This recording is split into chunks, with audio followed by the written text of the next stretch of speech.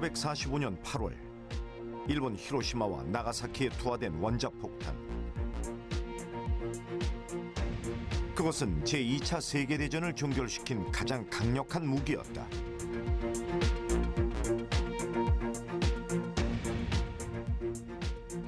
전쟁이 끝난 후 과학자들에게 남겨진 과제는 원자력을 평화적으로 어떻게 이용할 것인가 하는 것이었다. 그렇게 해서 시작된 것이 바로 원자력 발전소였다. 2차 대전 이후에 이제 원자력 발전소들 많이 이렇게 짓게. 그 당시는 이제 원자력 발전소를 통해서 에너지를 뽑는 거, 이제 그게 가장 우선 이제 순위였습니다.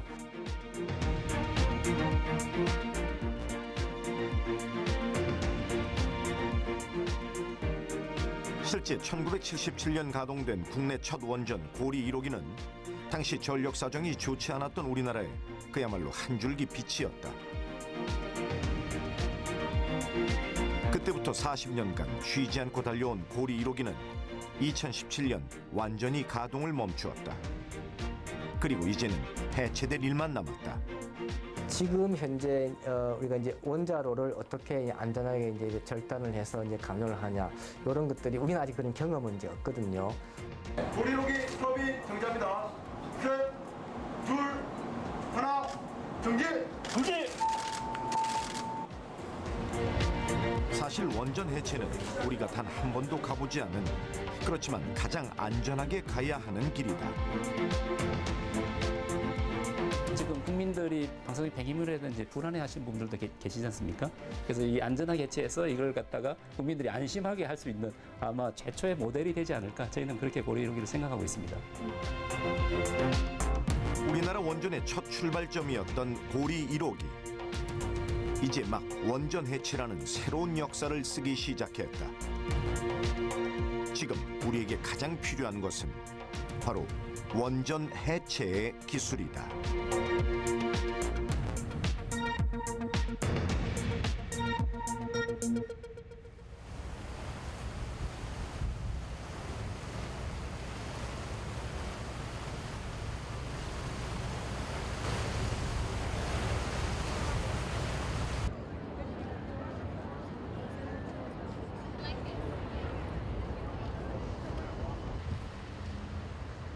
원자력 발전은 지금으로부터 76년 전인 1942년 이곳 미국 시카고 대학교의 한 연구소에서 시작됐다. And the scientists worked here with Enrico Fermi, who was the director of that group of scientists, and they were working to achieve the first self-sustaining chain reaction.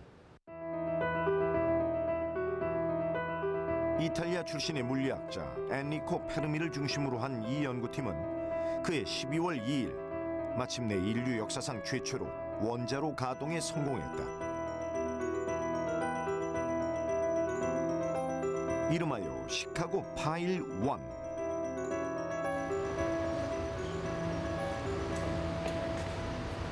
And they took these pieces of graphite and fuel and they put them and configured them into this giant block under the stands there and worked on achieving that first self-sustaining chain reaction. That's what we have here. This is a very nice model which shows what that actually looked like, a simulation of what it looked like when it was happening based on sketches at the time, people's recollection and things like this. 페르미가 최초로 성공한 우라늄 핵분열 연쇄 반응. 이는 중성자로 우라늄 핵을 깨뜨리면 이때 생긴 다른 중성자가 또 다른 우라늄 핵분열을 일으키는 원리다. 이 연쇄 반응에 걸리는 시간은 10억분의 1초. 이때 생기는 엄청난 에너지가 바로 원자력이다.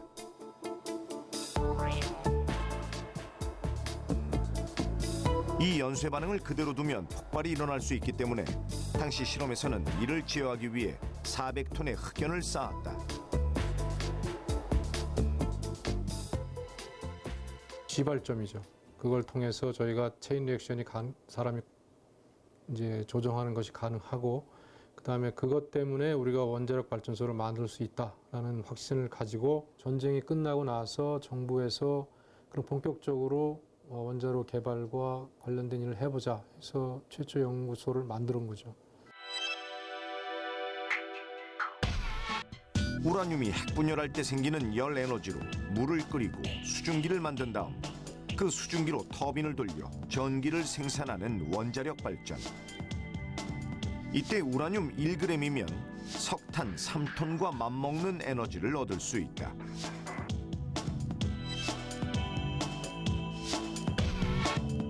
경납 건물에 둘러싸인 1차 계통은 원자로와 전기 발생기가 있는 곳으로 방사선량이 높은 편이다. 이에 비해 전기를 생산하는 2차 계통은 방사능으로부터 비교적 안전하다. 지금까지 지어진 원전은 전 세계적으로 약 440여 기, 우리나라에도 25기가 있다. 그런데 이 중 우리의 고리 1호기처럼 영구 정지된 곳이 160여 기나 된다. 이렇게 많은 원전은 왜 가동을 멈춘 것일까? 건설하고 허가를 받는 과정에서 이 원전은 언제 동안 운전할 수 있다라고 하는 이제 그 어느 정도 설계 수명이라는 것들을 명시를 하게 되는데요. 그런데 우리나라는 지금 최근에 이제 운전하는 원전들은 설계 수명이라는 게 60년 정도 되고요. 이전에 운전했던 원전들은 30년, 40년 이렇습니다. 말하자면 원전에는 처음 지을 때부터 언제까지 가동한다는 이미 정해진 수명이 있다. 실제 2050년이면 현재 가동 중인 전 세계 원전의 대부분도 영구 정지된다. 영구 정지된 원전의 어쩔 수 없는 운명. 그것이 바로 원전 해체다. 새 차 사가지고 운전을 하다가 뭐 예컨대 뭐 10년이 지났다 이럴 경우에 그 상태를 봐서 일부 부품을 교체한다거나 해서 멀쩡하면은 그냥 운전을 할 수도 있고, 만약에 이거는 뭐 도무지 이제 그냥 이렇게 폐차하는 게 낫겠다 이렇게 돼버리면 이제 그 차는 이제 폐차라고 하는 하나의 그 이제 그 다음 단계를 이제 가지게 되는 거죠. 그러니까 원자력 발전소도 마찬가지입니다.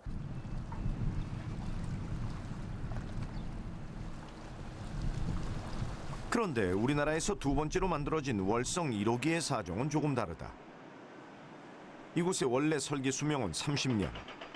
여기에 10년을 더 연장해 2022년까지는 가동할 수 있지만 조기 폐쇄한다는 얘기가 나오는 중이다. 돌릴수록 적자를 본다는 이유에서다. 그런데 원전의 고민은 영구 정지된 이후 더 커진다. 원전을 지을 때와 허물 때가 너무 다르기 때문이다.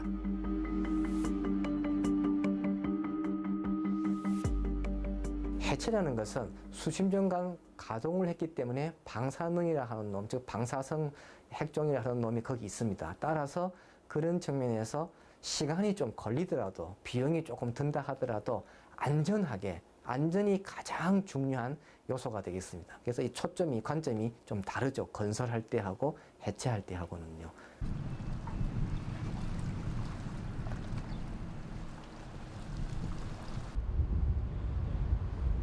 원전 해체는 이렇게 방사능에 보이지 않는 위협으로부터 생명을 지켜야 하는 작업이다. 게다가 우리는 지금까지 원전을 짓기는 했지만 해체해 본 적은 없다. 이게 복숭이거든요. 여기 이제 바닷물이 지나갑니다. 강 사이로. 강 사이로 지나가면서 다 응축시키고 다시 이렇게. 전 세계적으로도 원전을 해체해 본 곳은 미국, 독일, 일본 이 세 나라뿐. 그래서 고리 1호기의 해체는 여러모로 의미가 크다. 영구 정지 1년. 고리 1호기는 어떻게 변했을까? 배관 챔버라고 보면 되거든요.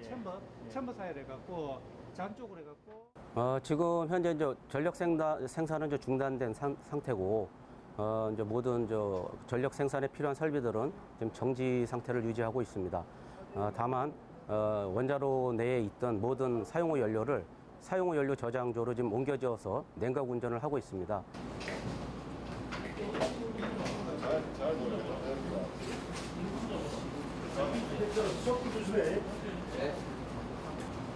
사실 원전 해체는 전기 스위치를 끄듯 하루아침에 모든 작동을 멈추고 건물을 허물 수 있는 게 아니다. 해체를 준비하는 동시에 사용 후 핵 연료에 열을 식히는 데 5년. 그런 다음 방사능 오염을 제거하는 제염과 폐기물을 처리하는 과정이 8년. 여기에 2년 정도 토양 복원을 해야 끝이다. 우리나라의 원전 건설 기간은 4년 반.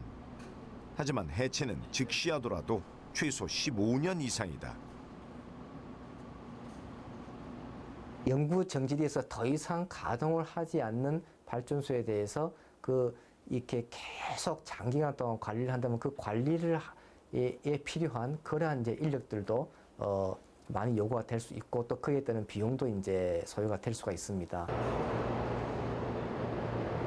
이와 달리 방사선 양이 어느 정도 줄어들 때까지 길게는 60년 정도 그대로 두는 지연 해체 방법도 있다. 이런 지연 해체가 상대적으로 안전한 방법이라면 즉시 해체는 좀 더 경제적인 선택이다. 해체 비용은 지금 이제 산업부에서 2년마다 한 번씩 고시를 하게 돼 있습니다.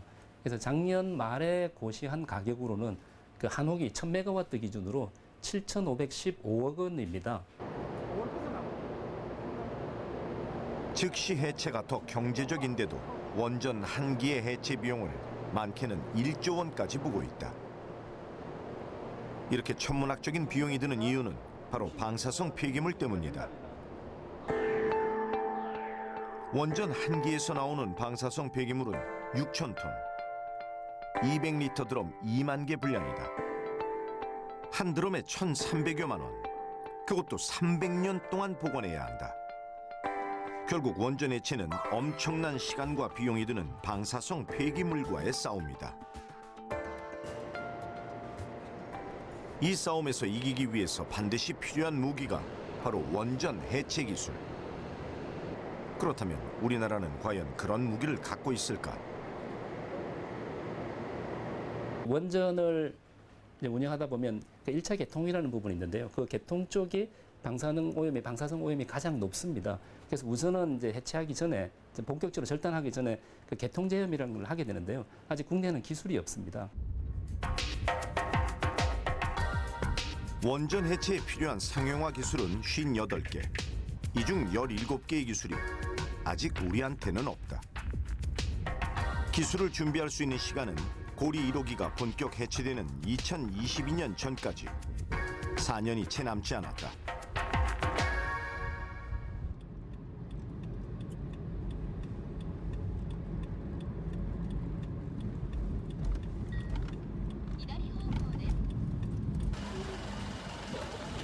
지금까지 60기 정도의 원전을 만든 일본 역시 해체 경험은 많지 않다. 단 한 차례, 그것도 연구용 원전이었다.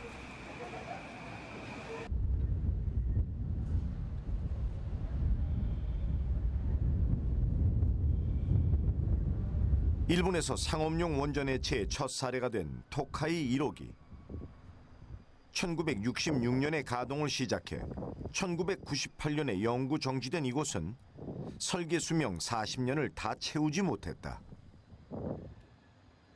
東海の場合はですね、先ほどの経緯からですね、31年運転をしていたんですけれど、まだそういう意味では設備的には問題なかったんですが、やはり先ほど言いましたように主な理由として経済的に軽水炉よりも非常にガス冷却炉だったということでコストが高くなって、当時経営的な判断だけで停止を決めたという状況です。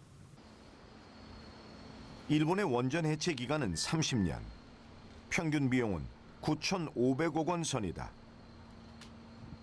지난 2000년부터 시작된 이곳 토카이 1호기의 해체 작업은 2026년은 돼야 끝날 예정이다. 지금 현재는 발전기와 급수 펌프가 있는 터빈룸을 철거한 상태. 하지만 그 과정은 결코 쉽지 않았다.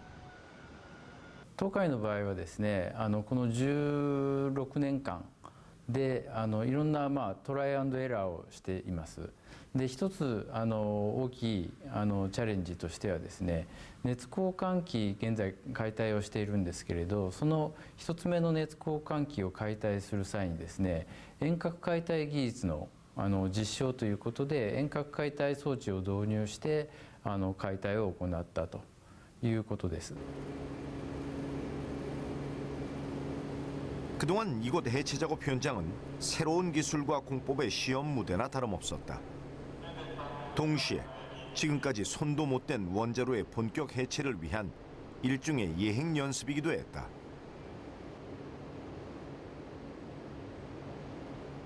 今、日本ではですね、まだ炉心部の解体に本格的に入っている施設はないです。で、その炉心部の解体に入るための準備はしているっていうところが、今日本での廃装置の現状だというふうに思います。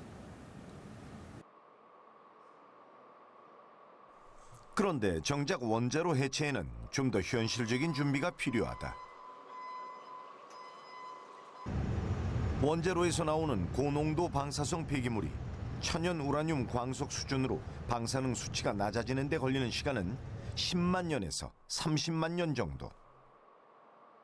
이 고농도 방사성 폐기물을 처리할 곳이 있어야 하지만 일본도 우리처럼 부지를 마련하지 못했다.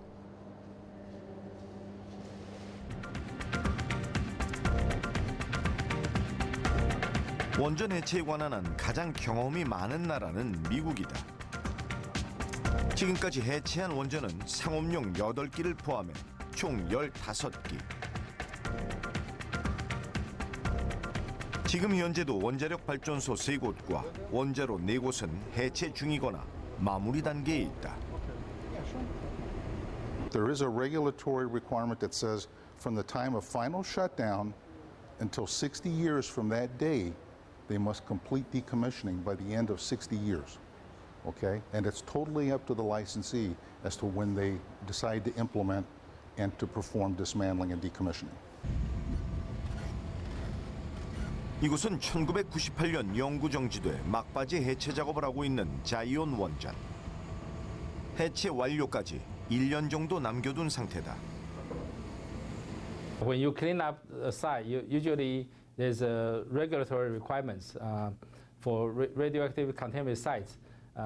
Normally, you need to clean up to a dose level that is lower than 0.25 millisievert per year. So how clean is clean means that within 1,000 years, that's written in regulation, that within 1,000 years, the people living or using the site, the dose cannot be greater than 0.25 millisievert per year. Rail, mill gods, super gods, specialty rail cars, heavy load trailers. 이곳에서 정한 재염 후 방사능 수치 최대 허용치는 0.25 밀리시버트. 이는 우리나라가 정한 일반인의 연간 피폭 허용치인 1 밀리시버트의 4분의 1 수준이다.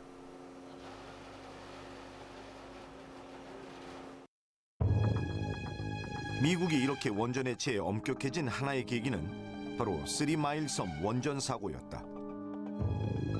1979년 3월 28일 3마일 섬 원전이 상업운전을 시작한 지 넉 달째 되던 날, 열 교환기의 물 공급이 중단된 상황에서 운전원의 실수까지 겹쳐 그야말로 통제불능의 상태가 되고 말았다. 원자로의 온도가 급상승해 핵 연료봉이 녹아내리자 주민 10만 명이 대피했다. 당시 지미 카터 대통령은 사고 현장을 방문해 미국은 더 이상 새로운 원전을 짓지 않는다는 선언을 했고, 그러면서 짓기로 한 129개의 원전 중 이미 짓고 있던 53개 외 나머지 계획은 모두 취소했다.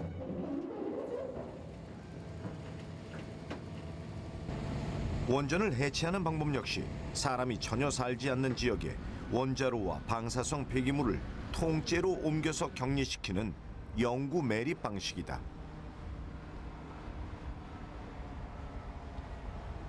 We'll backfill the auxiliary building and then backfill the containments, and then we'll start taking the containment structures down, and we'll hammer it from the bottom and drop it about 5 feet at a time and work our way around it as we work the building down to rubble, and all that demolition debris will be loaded in rail cars and shipped off to our facility at Clive.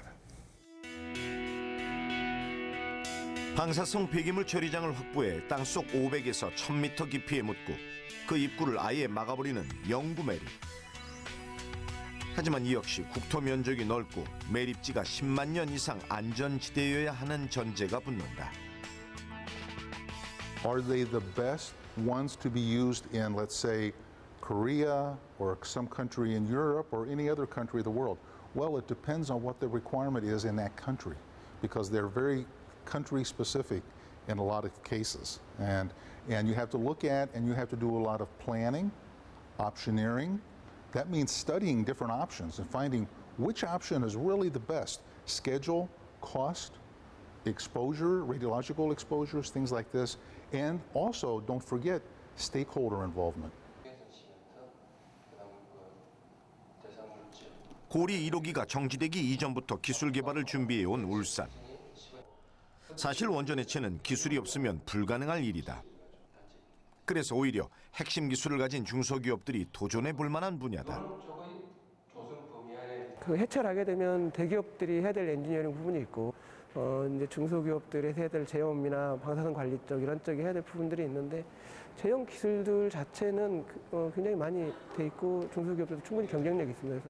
그 물질 저감이나 이런 기술은 현재 지하수 쪽에 그런데 중소기업은 해체 기술이 아무리 뛰어나도 해체 참여가 쉽지 않다. 약 12% 정도가 울산의 50여 개 중소기업이 하나로 뭉쳐 원전 해체 협의체를 꾸린 것도 바로 이 때문이다.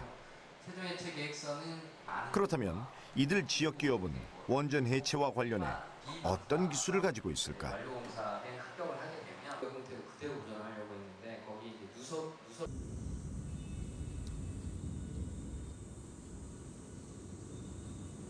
울산에는 이미 지난 2011년에 방사선 차단 소재를 개발한 기업이 있다. 이 소재는 원래 용접을 할 때나 의료용으로 많이 쓰이던 제품이었다. 그리고 최근에는 원전용 방사선 보호복으로 다시 한번 주목을 받게 됐다. 1mm에 가까운 이 소재를 가지고 거의 한 33%의 가마선 차폐를 할 수 있는 세계 유일의 차폐복입니다. 저희는 1mm 소재고요. 동종에 일본에서 사용하고 있는 이 소재는 약 한 4mm입니다. 4mm인데 차폐 성능을 비교했을 때는 동등한 차폐 성능을 가지고요.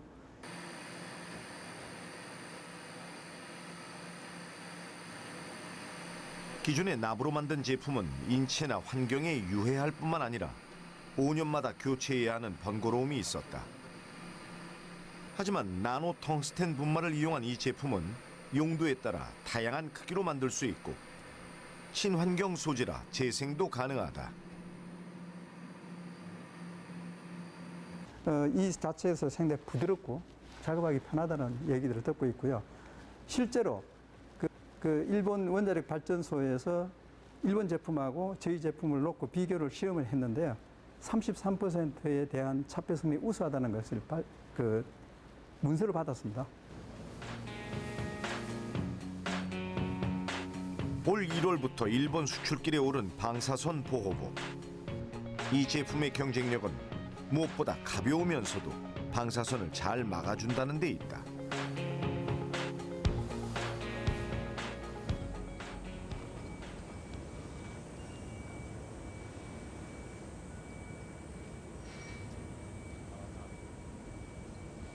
그런가 하면 이곳 태성환경연구소는 악취 연구에 쓰던 기존 장비로 방사성 물질 제거 방법을 연구 중에 있다. 저 뒤에도 있고. 특히 공기 중으로 날아가거나 흩어질 수 있는 방사성 물질에 많은 관심을 두고 있다.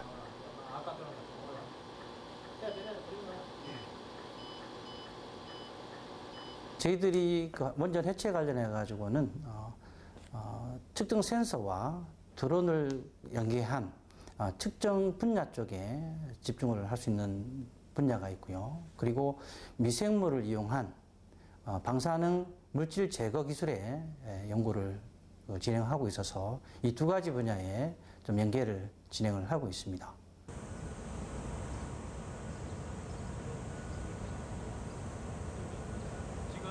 악취가 심하거나 사람이 접근하기 어려운 곳에 주로 사용했던 드론.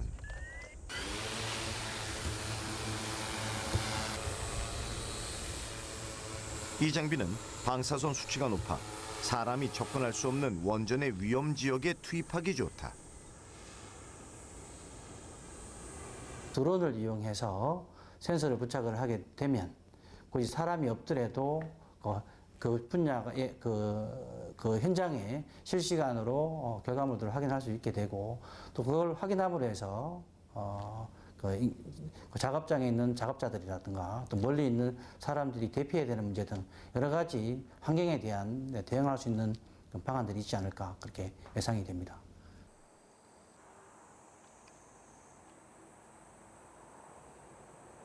지난 40년간 선박 기자재 분야에서 꾸준한 성장세를 보인 신흥전공. 산업용 오일 정제기기를 전문적으로 생산하는 이 기업은 최근 원전 해체라는 새로운 시장에 눈을 돌리기 시작했다. 원심 분리기는 이렇게 오일은 중력에 의해서 아래로 떨어지고 이물질들은 질량에 의해서 회전 원심력에 의해서 외부로 달라붙는 그런 원리를 이용해서 불순물을 제거하는 그런 장비입니다. 그 원전에서 그 제염 작업 중에서 발생되는 그 폐수를 처리할 수 있는 그런 분야에 사용이 가능할 것으로 여겨집니다.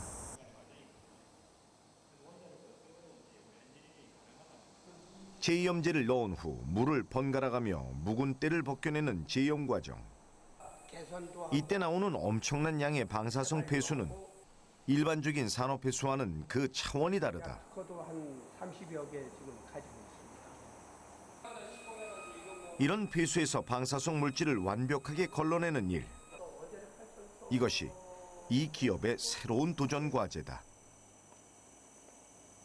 세슘 같이 근본적으로 물에 완전히 녹아가지고 용액처럼 되는 것들이 있는데 지금 그 용액들에다가 다른 약품을 집어넣어가지고 아주 미세한 입자화하는 거에 굉장히 연구가 많이 돼 있기 때문에 그 미세 입자들을 분리하는데 방사성이 있든 없든 분리하는 데는 우리 거가 충분히 기능을 발휘할 수 있겠다 싶어가지고 이 도전도 해보고 싶습니다.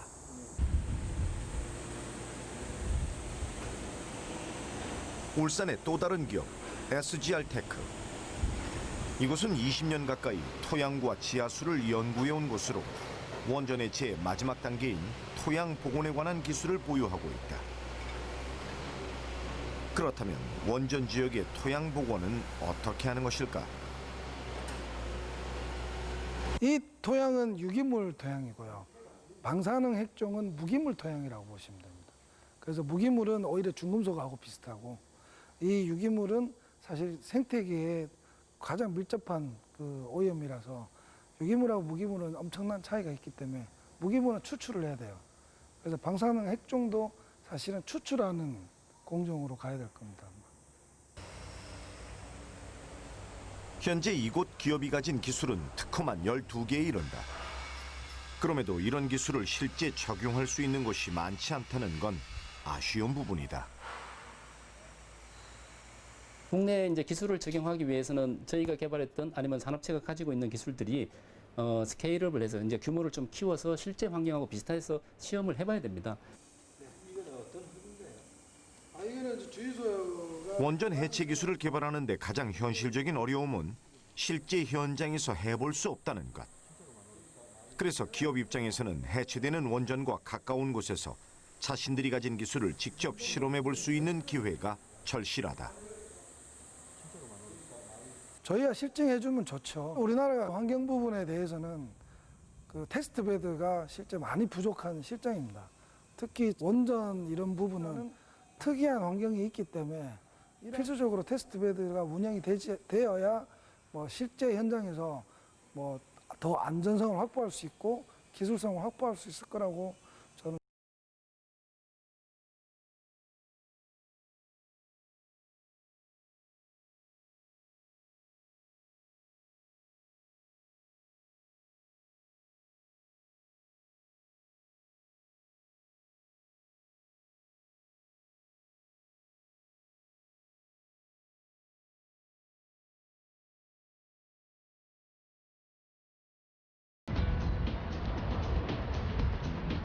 그리고 올해 6월 마침내 이곳에 원전 해체에 참여하는 지역 기업을 위한 일종의 실증 연구센터가 들어섰다.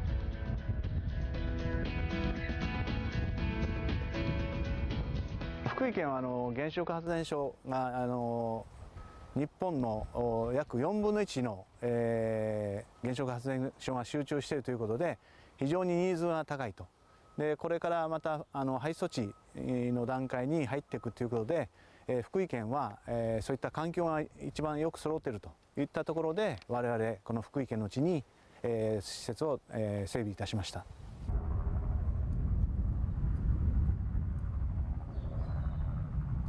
이곳에서는 실물 크기의 원자로에서 해체 과정을 가상 체험하거나 시뮬레이션을 이용해 레이저 절단 작업을 해볼 수 있다. 무엇보다 원전과 똑같은 환경에서 지역 기업이 개발한 장비나 제품을 실험해 볼 수 있다는 게 최대 장점이다. 韓国のウルサンにもですね、同じような原子力発電所が集中しているということで、廃措置というのは非常に地元の企業との共生がですね非常に重要になります。ですから、地元の企業さんがその廃措置ビジネスに参画できるというために、このような施設を、同様に建てて、技術力を向上してそのビジネスに参画してもらうといったことを非常に期待いたします。 현재 후쿠이현에서 해체되고 있는 원전은 무려 7개. 그중 하나인 후겐 원전은 10년 전부터 해체되기 시작했다. 사실 실증센터 건립은 이 해체 작업에 참여하는 지역 기업들에게 오랜 희망사항이었다. 2003年に停止したわけですけども、準備ということで、実際はですね停止する前から少し準備を始めました。で、2008年にですね、廃措置計画の認可を受けました。停止から5年ですけど、それから本格的な解体を開始したということでございます。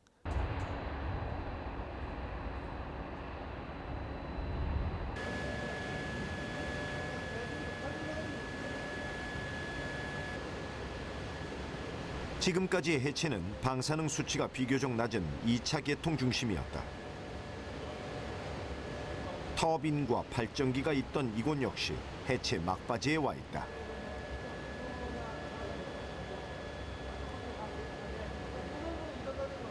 この丸い壁ですが、これが外から見た丸い原子炉建屋の壁の延長になります。で、今からこの中に入って原子炉建屋の一望できる場所まで今からご案内します。 하지만 1차 개통은 처음 핵 연료를 뺀 그때 그대로의 모습이다. 2023년부터 해체에 들어가기로 한 원전의 심장, 원자로는 사실 다른 곳보다 더 많은 준비가 필요한 곳이다. でこちらに丸い壁がご覧いただけますかね。これが原子炉本体を包んでいる一番最初の外側の生体遮蔽の外壁です。したがって原子炉本体はこの中の方にあると。 でこれから、こういうところをどんどん片付けていった後、最終的に原子炉本体の解体に入っていきます。 원자로 해체까지는 5년. 이는 중요한 기술을 좀 더 개발할 수 있는 시간이다. 그리고 실증센터는 실제 해체 현장에서처럼 기술을 적용해 볼 수 있는 일종의 연습 공간이 되고 있다.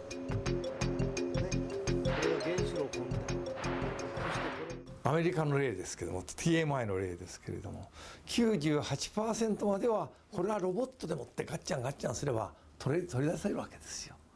ところが残りの 2% というのはいろんなところに方々に散らばってありますから、それを取ってやるのは人間の結局手なんですね。目なんですね。目と手で使ってやるわけ。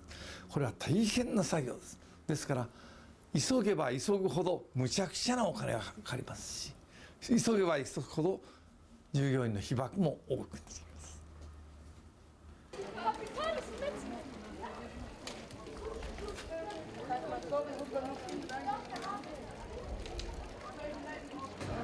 지금까지 3개의 원전을 해체한 독일.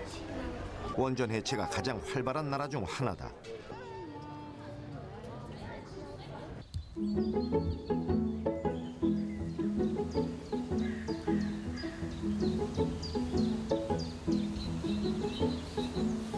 이곳은 한때 칼 원전이 있던 곳. 독일 최초로 시범 운영되었던 칼 원전은 1960년부터 가동되기 시작해 1985년에 폐쇄되었다.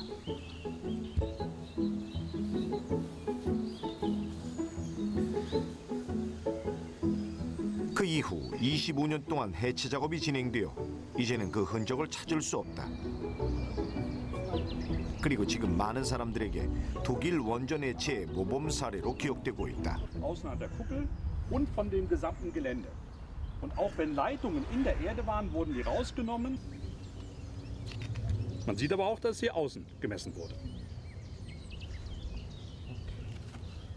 Hier sieht man, dass alle Oberflächen im Kraftwerk zu 100% ausgemessen wurden. Man hat ein Netz drüber gelegt und hat jede Fläche nummeriert und ausgemessen. Und wenn etwas gefunden wurde, das sieht man dann hier, dann wurde das weggenommen. So lange, bis man sicher war, dass überall die künstliche Radioaktivität entfernt ist. Und das wurde zweimal gemacht. Und hier auf der rechten Seite, geradeaus, da stand das Versuchsatom. 독일의 원전 해체는 발전소가 있기 전의 모습, 자연 상태로 돌려놓는다는 개념이다. 단지 녹지로 복원했다는 말이 아니라 방사능에 대한 사람들의 두려움까지 완전히 없앤다는 그런 의미다.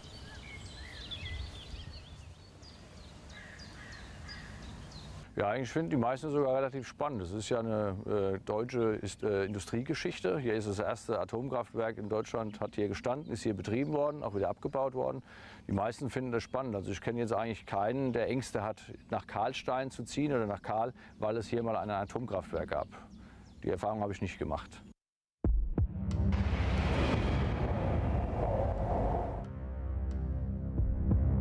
사실 독일은 원전의 두려움에서 벗어나기 위해 오랫동안 탈원전 정책을 펼쳐왔다. 그 결정적 계기가 된 것은 다름 아닌 2011년에 일본 후쿠시마 원전 사고. 이 사고 이후 독일은 2022년까지 총 17개의 원전을 폐쇄하기로 했다.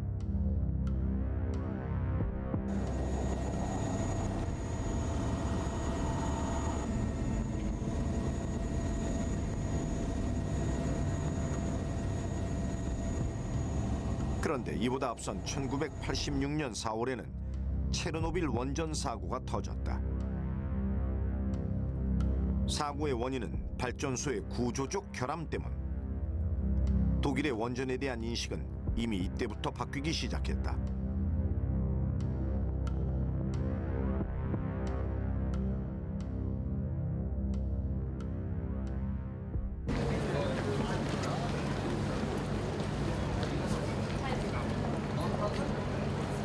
그리고 1990년 독일이 통일되던 그 해 체르노빌 원전과 같은 흑연 감속로 방식의 그라이프스발트의 원전 8기는 모두 중단되었다.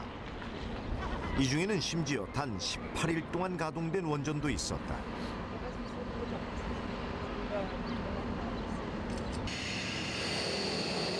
그 이후부터 지금까지 계속되고 있는 원전 해체. 지금도 부속 건물에서의 작업이 한창이다.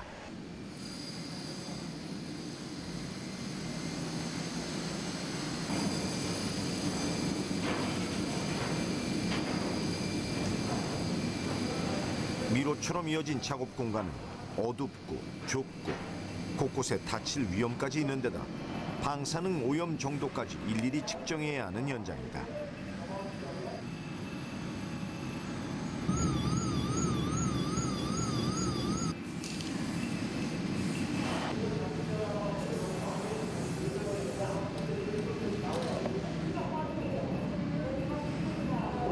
Und überall, wo die roten Punkte waren, hat der Strahlenschutz festgestellt, dass es kontaminiert ist, also dass wir dort noch Radioaktivität haben über einen bestimmten Grenzwert.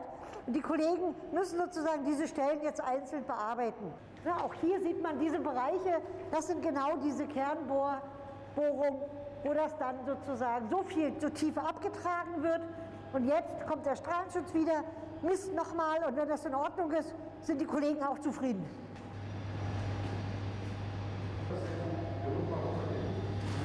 이곳은 이미 콘크리트 벽과 바닥을 긁어내는 제염 작업을 한 차례 마친 상태. 그런데도 방사능 오염이 의심되는 곳은 중장비를 쓸 수밖에 없다.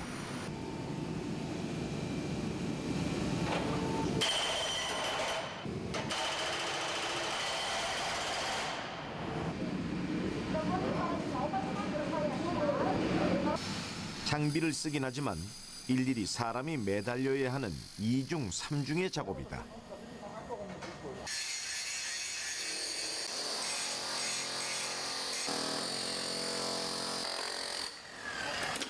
Also die Anlagen auszubauen war relativ einfach nicht, aber es war schaffbar, es war auch nicht so zeitaufwendig. Nachdem alle Anlagen raus sind, wird ja sozusagen das Gebäude dekontaminiert, alles was radioaktive Stoffe, die dort eingedrungen sind in die Wände, in den Boden, die müssen entfernt werden. Und da hat es ein paar Überraschungen gegeben, wo wir Radioaktivität gefunden haben, die dann auch relativ tief in den Beton reingehen. Und das dauert eben eine ganze Weile. 이곳 작업 현장은 원자로나 저장 수조에 비해 상대적으로 방사능 수치가 낮은 곳이다. 그런데도 과정이 까다롭고 손이 많이 가는 이유는 무엇일까? In einem normalen Kernkraftwerk hat man Größenordnung von etwa 100 bis 150.000 Quadratmeter Betonoberflächen, die alle beim Rückbau dann 2 bis 3 Millimeter abgefräst werden müssen. Da ist momentan Stand der Technik, dass wir davon etwa 80–90% durch Personaleinsatz vor Ort händisch dekontaminieren müssen. Das heißt, die Leute stehen da mit einer Schleifmaschine in der Hand und schleifen die Oberflächen ab.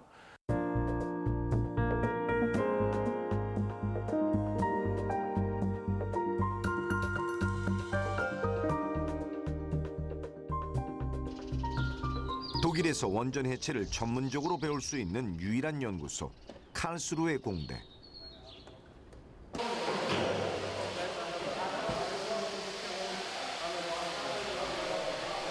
이곳에서는 자동화 기술로 해체에 걸리는 시간을 지금의 절반으로 줄이겠다는 목표를 가지고 있다.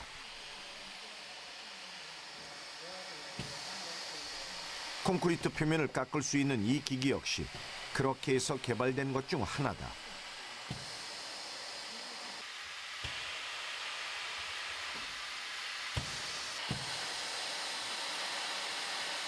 Also die Technik ist sehr einfach. Was Sie hier sehen, sind Vakuumsaugplatten. Die Vakuumsaugplatten werden hinten mit Hochdruck injiziert. Da ist eine Düse dran und durch das Vorbeischießen der Luft erzeugen wir hier einen Unterdruck. Also das heißt, wir ziehen im Endeffekt durch das Blasen von Luft, hier Luft raus, erzeugen in dieser hier Ebene ein Vakuum. 해체 작업에서 가장 까다로운 것은 벽이 울퉁불퉁하거나 갈라진 틈이 있다거나 혹은 벽 속에 쇠붙이가 들어있는 경우다.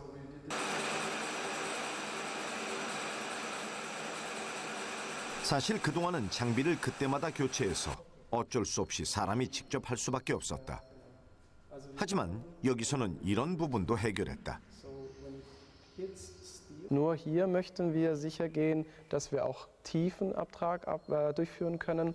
Und ab einer bestimmten Tiefe werden sie zwangsläufig auch auf die Bewährung stoßen, auf Stahlkomponenten, die unterhalb des Betons sind, teilweise auch am Beton angebracht sind. Und was wir hier versucht haben, ist ein Werkzeug zu entwickeln, das beide Materialien bearbeiten kann. 지금까지는 해체하기 쉬운 곳에 장비를 쓰고 어려운 곳은 오히려 사람들의 몫이었다. 그런데 이런 복잡한 환경에서 사용할 수 있는 장비야말로 안전을 보장할 수 있는 가장 확실한 장치인 셈이다. Glauben wir, dass wir den Rückbau nicht so machen sollten, wie wir ihn heute machen, viel Personal reinschicken, das dekontaminieren muss, viel mit Handarbeit tun, sondern wir können den, glaube ich, in der internationalen Zusammenarbeit deutlich neuer machen, progressiver machen, mit Automatisierungstechniken, mit Robotertechnik. 실제 고리 1호기 해체를 앞둔 우리나라에서도 가장 힘을 쏟고 있는 분야는 자동화 해체 기술 개발이다. 이 해체 공정을 갖다가 지금 원전 해체에서 처음부터 끝까지 원격 조종 기술을 이용해야 하는 원자로. 이 시뮬레이션 역시 실제 자동화 기술로 원자로를 해체하기 위해 만든 시스템이다.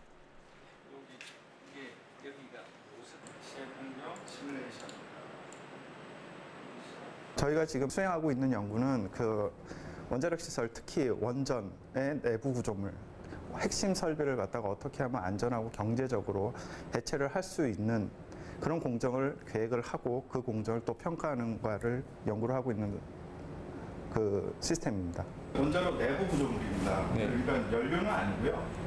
이 내부 구조물은 연료를 갖다가 컨트롤하는 연료 위에서 그 내부 구조물 그 컨트롤 제어봉이 왔다 갔다 하는 통로고요.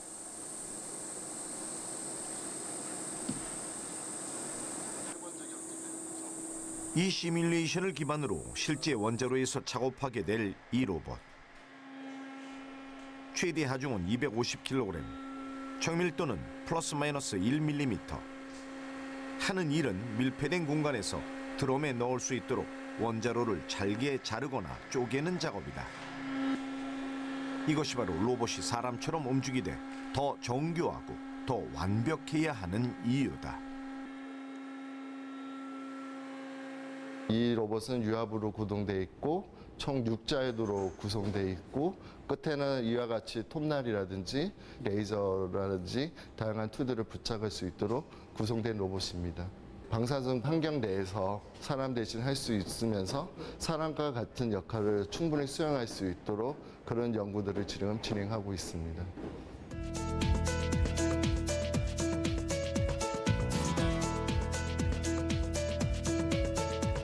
여기는 미국의 아르곤 국립연구소. 세계 최초로 원자로를 성공시킨 시카고 대학 야금 연구소의 뒤를 잇는 핵물리학 연구기관이다. 이곳의 로봇 원격 조종 기술이 처음 탄생한 것은 지난 1948년. 지금으로부터 70년 전이다. 그렇다면 이런 자동화 기술은 지금 얼마나 쓰이고 있을까? 저희 한 연구가 기술이 적용이 완전히 된 사례는 아직은 없습니다. 왜냐하면 해체하는 분들은 아주 고준위 시설이 아닌 경우에는 그분들은 빠른 시간에 납기를 맞추는 데 포커스를 하기 때문에 새로운 기술을 도입해서 새로운 방식을 시도하는데 그렇게 관심을 갖지 않고 사람이 들어가서 할 수 있는 건 거의 다 하겠다는 방식이고, 그동안 기술은 끊임없이 발전해왔지만 원전 해체 방식은 처음이나 지금이나 크게 다르지 않다. 그러면서 사람을 대신하기 위한 자동화 기술은 방사능에 노출될 수 있는 원전 해체 현장에서조차 뒷전으로 밀려나 있다.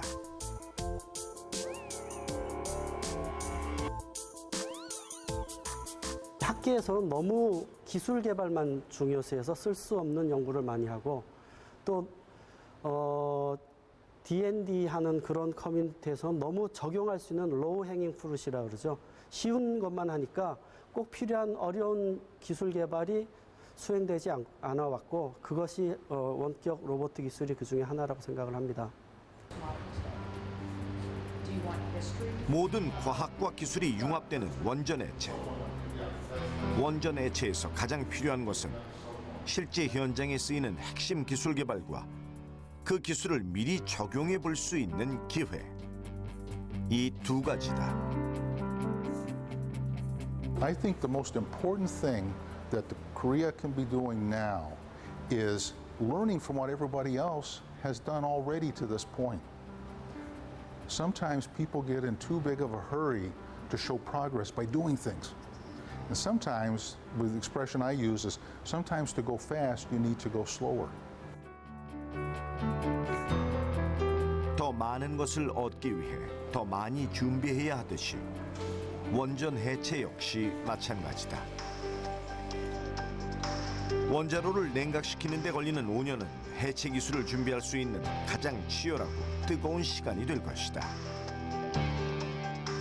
고리 1호기를 해체를 하는 그 과정에서 예컨대 한 10년 이상 걸린다고 본다면요. 그러한 기간 동안에 해체 활동을 하다 보니까는 이러한 측면에서는 이렇게 우리가 기술적으로 좀 또 셋업을 해야 되겠구나. 그러한 것들을 우리가 하나의 어떤 기술 데이터베이스로서 축출해 나갈 수가 있죠. 우리는 외국에서 마련된 기술을 적극적으로 도입하되 우리가 꼭 필요한 그런 기술은 우리가 개발을 해서 또 그것으로 기술 자립을 해서 우리가 또 해체 후에 우리한테 남는 것이 있어서 다른 나라에 우리와 비슷한 상황이 있는 다른 나라에도 수출을 할 수 있고 이런 기술 자립의 계기를 마련하는 그런 기회도 됐으면 좋겠다고 생각합니다.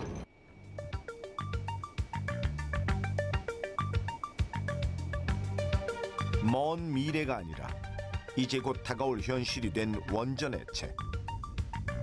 본격적으로 해체가 시작되면 그 과정은 더 복잡하고 더 힘겨운 싸움이자 동시에 가장 핵심적인 해체 기술을 얻는 또 하나의 기회가 될 것이다.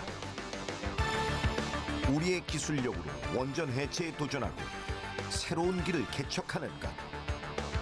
이것이 바로 해체의 기술이다.